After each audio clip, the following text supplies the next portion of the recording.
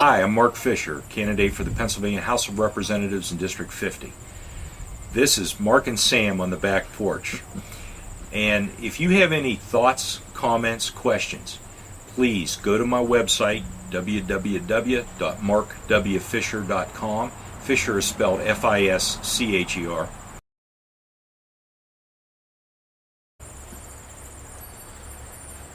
Well, we've talked a little bit about everything so far in our video chat. At this point, Mark, I want to talk about your opponent. Now, first of all, your opponent has changed. When you got into the race, you were running against a 30 to 35 year incumbent who unfortunately was convicted of a crime and now sits in jail. A judge ruled that he's unable to be on the ballot because he's unable to hold the office if he would win. Now, the Democratic Party appointed longtime county commissioner Pam Snyder. So tell me how you change your strategy to run against Pam Snyder instead of Bill DeWeese. Absolutely, Sam. Let's go back to the beginning of this campaign. I was facing Bill DeWeese, as you said, and we knew as the primary unfolded in the signature collection process and what have you, the court case against Bill unfolded, and he was convicted in court. But under Pennsylvania law and the House of Representatives, he wasn't convicted until he was sentenced, which is an interesting, let's call it a loophole that needs to be fixed. Well, it does, because that's something that most people don't know, and I had no idea that's the way it worked. Absolutely. It's been a learning process for me, too. Right. Okay, so Bill was sentenced, had to resign his seat on the primary day. Now, at that point, we knew that other than me going out and meeting people, until this situation played out, there wasn't much we could do. Right. I was against an opponent that was in jail. So what opportunity were we really going to have to debate, talk about issues? That wasn't going to happen. No. So, we've spent the time trying to make people aware of my campaign, talk with a lot of different groups, a lot of individuals about who I am, what I stand for. Then we expected, and all of this was a bit by design. First off, the Democrat Party or somebody in it should have had the guts to stand up to Bill in the primary and run against him. I agree. Now, they didn't do it. Right. And that, at least from my perspective, and I know I'm leaning one direction. Maybe a little biased. Yeah, a little biased. But from my position on that, this was absolutely a cowardly thing to do. Right. Somebody should have stepped up, even if they lost, and said, I'm going to give this a try. Well, we had a plan from early on, knowing there might not be anybody with enough gumption to do it. We put a plan in effect for a write-in campaign at the primary time. And honestly, the expectation of winning wasn't so real with it, but we wanted to give people that were frustrated a chance to vote for somebody else. Right. We did it. We did a mailing. I did a few radio spots, got a lot of votes. I was very surprised, at the number of people that said, yeah, we're over this. We want somebody else. So, flash forward, we knew that the plan within the Democrat committee, at least the local committee, was that they were going to wait to the last minute, try to pop a court case, and get DeWeese pulled from the ballot. Well, we really didn't think that would be successful because there isn't a mechanism in Pennsylvania law to do that. Right. What the judge did was give an opinion, which I do think was the right opinion. Right. I would agree with it. But in a legal proceeding, you've got to have some basis on law, and I don't really think it was there. But it worked. Right. It's done. That's what matters. And then we knew it would be. We had several potential opponents that we did opposition research on because we knew it would be probably one of these people. Sure. So we set about doing that. We studied it, and we pretty much had a game plan for whatever scenario they went with. Now, the fundamental here, opposition research, is that any of these possibilities didn't have the courage to step forward in the primary and say, this has to stop, I want Bill DeWeese off the ballot, vote for me. Right. They would have had a very good shot, I think, of at least making a great showing, if not being successful, based on the numbers that switched to write in a Republican candidate. It's an interesting thing. But anyway, so now we're up against Pam Snyder. And based on the research we did and the discussion with voters as to the potential candidates, I said to the paper, I think some people were shocked and some agreed, it's kind of a mix, she's not that popular here.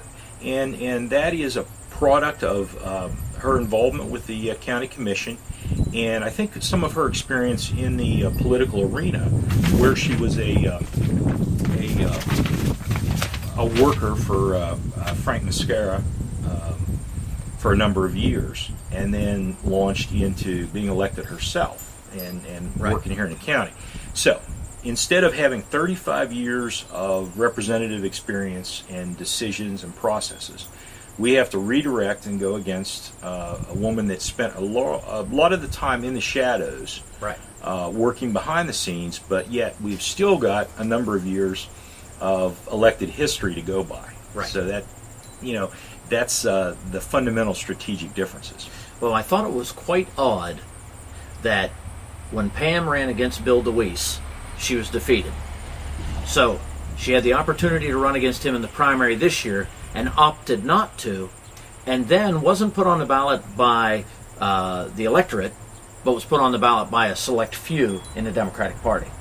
But it's no accident, Sam. Yeah, right. This was by design, because if they were going to do damage to themselves to do it in the primary. Right. But the part that offends me about this is, it's also about doing the right thing. I know it is. And the right thing is to stand up when you have something that's wrong. You have an obligation to stand up and try to fix it. And they didn't do it. And that I realize as running for that seat that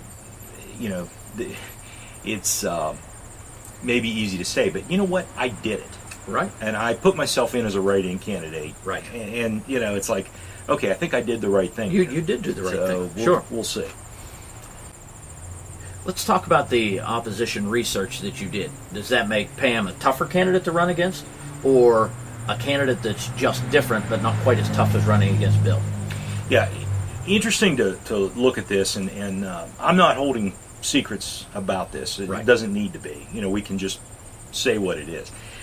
Looking at the candidates, the greatest fear I had of a selection would be someone without any political history. Right. Somebody that could step in that we didn't know or we didn't anticipate.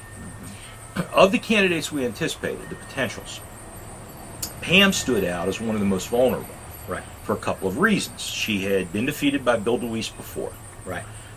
She had the years in the county commission, and again, what I was finding from voters were they're not very happy about some of the things. Right. There were some questions about this was back during the 2010 race. It was covered in the Post-Gazette, and I'm going to put some links up on the website so people can follow some of this. But it had to do with the power lines and Allegheny Energy. Right. And the power line situation was a bit of a mess. It was people here didn't want it, and after the Allegheny Energy made the largest political contribution they had ever made, their PAC, which was amazing, $10,000 to Pam Snyder. Right. Everything got taken care of. And now, that in and of itself, that doesn't mean anything. That's not a finding of any kind of guilt. Right. But it's really how it looks. And those kind of things, because I believe Pam to be a highly politically driven individual. Right. This is a stepping stone to other things for her. I think that opens up a lot of vulnerabilities. Right. And we're going to bring those out as time goes by. And oddly enough, with her being the choice, a lot of it I don't have to bring out. It's already well known, well written about, Right. and people already have made up their minds. So Sure. in a sense, it makes the campaign a little more straightforward. Right. Now, what I'll tell you about this is that, I don't play these games. I'm a results-driven individual. I think we need results. I think playing the political process, if I had aspirations to be the Speaker of the House and climb the political ladder, that would be different. I don't. Right. I don't. I want to do this job because I think this job can have a huge impact on our citizens, our communities. We can produce results. This is the level where things can get done. Right. And that's why I want to do it. So we're motivated by completely different reasons. Well, you brought up a good point that I want to emphasize, and that is climbing the ladder. We heard for years that Bill DeWeese was Speaker of the House. He was the most popular, most important Democrat in the House for years and years and years, and yet two of the counties that he represented were two of the poorest counties in the entire state. So, as a straight taxpayer and as a Democrat, I would often ask, if he's the most powerful Democrat in the state, why are we the two poorest counties in the state? That never made sense to me. So therefore, climbing the ladder to be the Speaker of the House or the leader of the Democratic Party in the House didn't really benefit his constituents in the 50th District. Well, it's interesting. It did benefit them in some ways, you know, and Bill was the kind of guy that would bring a result, even if it's a small result. I'm building a neighborhood ballpark. Now, Right. that in and of itself may not be a small result, somebody that wants the ballpark. Well, the ballpark, Yeah, sure. but here, I did this for you. Right. Okay, I heard that a lot. I did this for you. Right. And you need to vote for me, and I'll keep doing this for you. But the reality is, what Bill did was take money that we paid into the system, Right. carve off a large amount for government, and then return some of it to us in the form of a project. You have to bring results, in my mind, that make big things possible for a community and for a district. And those kind of quick hit projects key to elections, timed, you know, to do the most good for you politically, Right. aren't necessarily the best choice for making the community prosper. You know, Right. we need to be focused on larger issues. You know, one of the things we have a problem with is attracting businesses to Pennsylvania. Why is that? You know, well, let's think about it. You know, it's got to do with the one aspect is the tax rate Right. that businesses pay. You know, my wife has an antique mall here in Waynesburg. We're small business owners. You know, we have Sure. we have apartments, a building that we rent, and we just got done doing our taxes, and wow, you know, it was brutal. And I Right. had.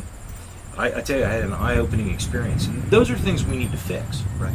And that's the kind of thing I want to do. Yeah, we'll help the community in individual ways where possible, Sure. and that's something a representative just has to do. Take Well- care of the folks. Well, quite frankly, what you're saying is exactly right in the sense that that's our money. Exactly. You know, you think you're doing so much for us, you're just bringing our money back. So, yes, I appreciate that you're doing that work, but remember, it's our money and you represent us. And I think that gets lost in the translation somewhere. Well, it does. And Sam, I'd add one more thing. People don't realize the percent of a dollar that stays in the government bureaucracy when you're returning money. You know, if you're returning a dollar, how much did that dollar really cost? Oh, exactly. You know, closer to $1.70 or $2 or, you know, who knows? Right. It varies, but that can be a huge factor. And is that the best way to achieve results? I personally think the more money we keep at home and use ourselves for these kind of projects, the better off we are. Right. Well, you heard it from Mark Fischer. This is part of our video chat. Stay tuned. Keep checking back in. We're going to have different topics, and we'll have all kinds of good things to talk about. This is Mark and Sam on the Back Porch.